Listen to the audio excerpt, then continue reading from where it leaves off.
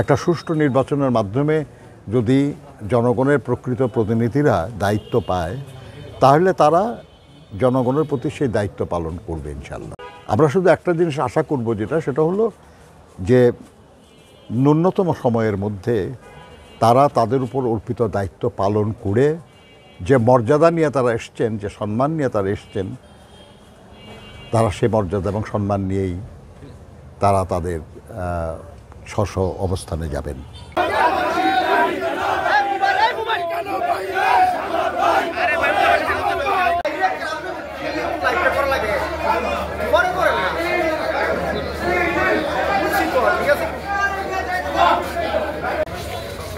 মোবাইলটা ভাই, আঙ্কেল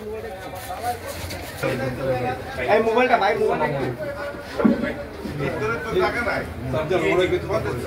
ঠিক আছে রাখো।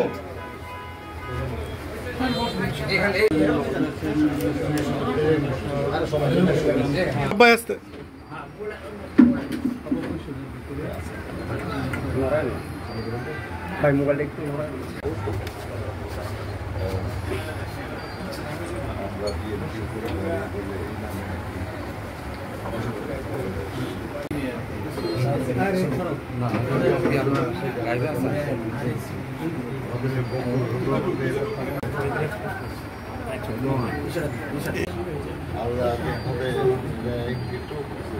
একটা বড় কথা যেটা প্রতিদিনই তো অসংখ্য মানুষ মারা যায়, তাই না? মরে গেলে শহীদ হইতাম, গণতন্ত্রের জন্য জীবন দিয়েছে, তাই না? হঠাৎ খুব অসুস্থ বোধ করেছিল, তাকে হাসপাতালে নিয়ে গেছে ইমার্জেন্সিতে। ইমার্জেন্সি ডাক্তাররা তাকে আইসিইউতে, সিসিইউতে দিয়েছে। কাজে আমরা মানে কখনকার কি অবস্থা কেউ জানে না, তাই না? আমরা আছি আপনার পাশে ইনশাল্লাহ। যখন যেভাবে দরকার হবে আমাদের এই যে স্থানীয় নেতারা আছে, চিনেন আপনি সবাইকে, এরা যারা আছে, আপনি যে কোনো দরকারে আপনি যোগাযোগ করবেন, আমরা সবসময় আপনার পাশে থাকবো ইনশাল্লাহ। যে কোনো প্রয়োজনে, যে কোনো এখানে আমাদের বিএনপি এবং বিভিন্ন অঙ্গ দলের যারা আছে তারা তো থাকবেই, আমরাও থাকবো। আমি আমার সারা দেশের মানুষ রাখেন, আমার যে কোনো সময় যে কোনো দরকারে বিএনপি পরিবারের পক্ষ থেকে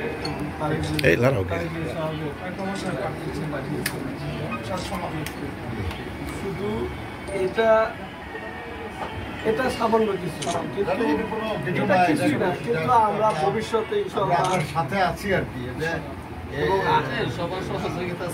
ক্ষমতা আছে ইনশাআল্লাহ আমাদেরকে আরো যাতে মর্যাদাপূর্ণ করা যায় সেই জন্য আমরা একটু শুনি। আমরা আজকে ধোবাউড়া একেবারেই রিমোট গ্রামে, ওখানে একজন ছেলে, উনি মৌলানা সাদিকুর রহমান শহীদ হয়েছেন। আমরা বিএনপি পরিবার নামে একটা সংগঠন আমাদের আছে, যেটা কনভেনার আমাদের আতিকুর রহমান রুম্মন, ও তারাই এটা অর্গানাইজ করেছে আমাদের ভারপ্রাপ্ত চেয়ারম্যান জনাব তারেক রহমান সাহেবের পরামর্শ অনুযায়ী। তো আমরা ওখানে গেলাম, সেখানে তার পরিবারের সঙ্গে সাক্ষাৎ করা, কথা বলা, তার কবর জিয়ারত করা এবং তার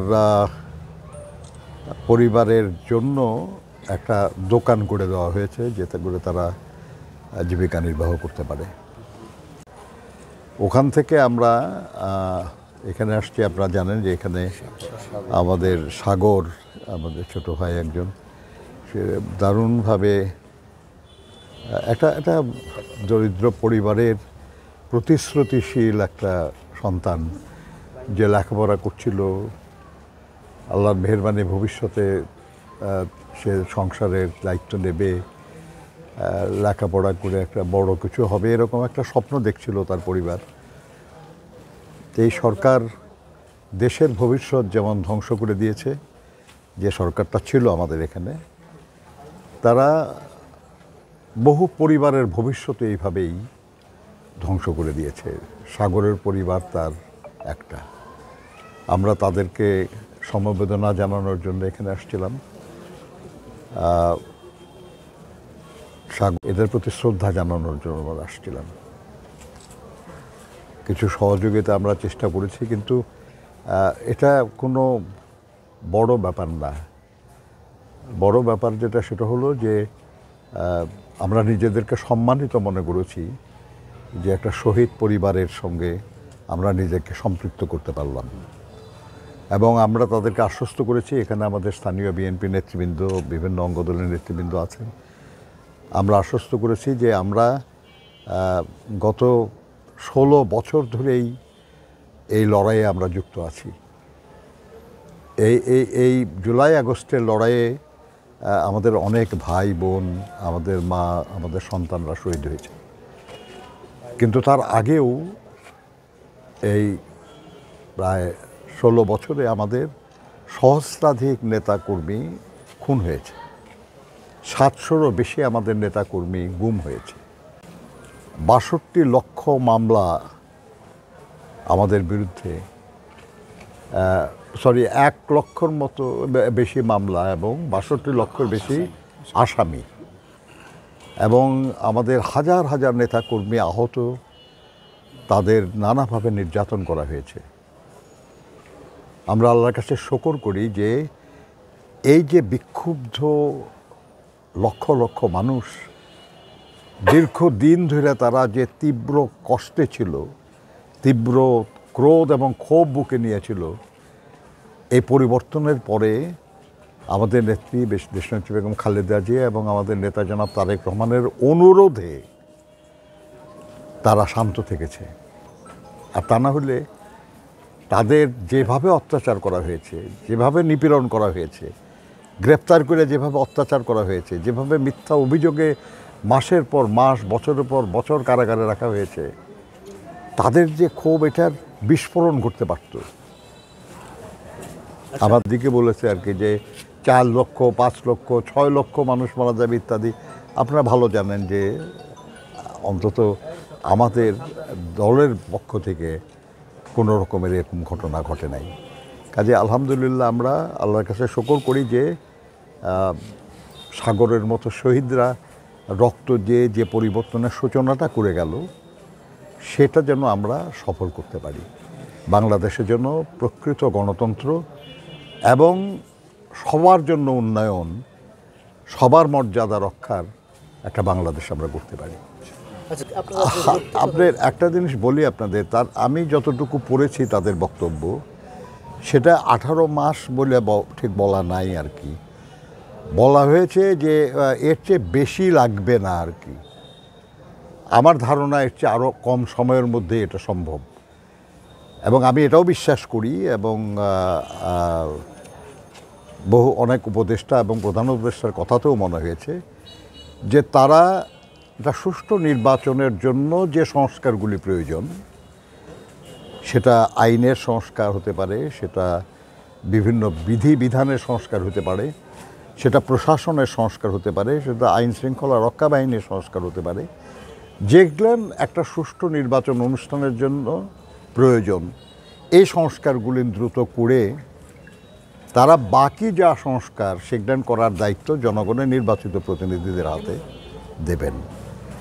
সেই সংস্কারগুলি কী হবে সেই সম্পর্কে আমাদের সব শ্রেণী পেশার মানুষেরই মতামত নেওয়া লাগবে। আমাদের যারা এই আন্দোলনে নেতৃত্ব দিয়েছেন সর্বশেষ জুলাই আগস্টে, তাদের মতামত গুরুত্বপূর্ণ, কিন্তু পাশাপাশি দেশের অন্যান্য শ্রেণী পেশার মানুষের মতামতেরও গুরুত্ব আছে। এই সব মানুষের মতামত নিয়ে সিদ্ধান্ত নেওয়ার শক্তি বা সামর্থ্য আছে তাদের নির্বাচিত প্রতিনিধিদের। একটা সুষ্ঠু নির্বাচনের মাধ্যমে যদি জনগণের প্রকৃত প্রতিনিধিরা দায়িত্ব পায়, তাহলে তারা জনগণের প্রতি সেই দায়িত্ব পালন করবে ইনশাল্লাহ। একটা অত্যন্ত বিরূপ পরিস্থিতিতে তাদেরকে দায়িত্ব নিতে হয়েছে। এটা এমন না যে তারা চেয়েছিল, তাদেরকে সবাই মিলে দেওয়া হয়েছে দায়িত্ব। এই দায়িত্বটা পালনের জন্য তারা যথাসাধ্য চেষ্টা করছেন। হ্যাঁ, মানে যদি তাদের জায়গায় অন্য কেউ থাকতো তারা আরও ভালো করতে পারতো কিংবা আরও খারাপ করতে পারতো, আমরা জানি না। কিন্তু যারা আছেন তাদেরকে তো আপনি দোষ দিতে পারবেন না যে তারা জোর করে নিছে দায়িত্ব। তাদেরকে তো আমরাই দায়িত্ব দিয়েছি এবং আমরা তাদেরকে সহযোগিতা করার কথাও বলেছি আর কি। আমরা তাদের সহযোগিতা করছি। আমরা শুধু একটা জিনিস আশা করব, সেটা হলো যে ন্যূনতম সময়ের মধ্যে তারা তাদের উপর অর্পিত দায়িত্ব পালন করে যে মর্যাদা নিয়ে তারা এসছেন, যে সম্মান নিয়ে তারা এসছেন, তারা সে মর্যাদা এবং সম্মান নিয়েই তারা তাদের স্ব অবস্থানে যাবেন ইনশাআল্লাহ।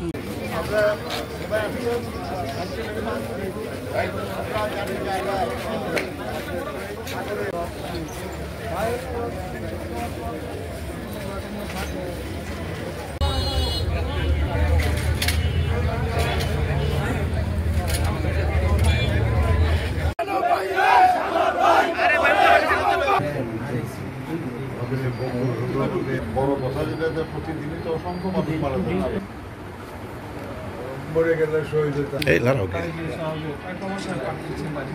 ভবিষ্যতে ইনশাআল্লাহ আমার সাথে আছি আর কি। যে গণতন্ত্রের জন্য জীবন দিয়েছি। খুব অসুস্থ বোধ করেছিল, তাকে হাসপাতালে নিয়ে গেছি মাঝে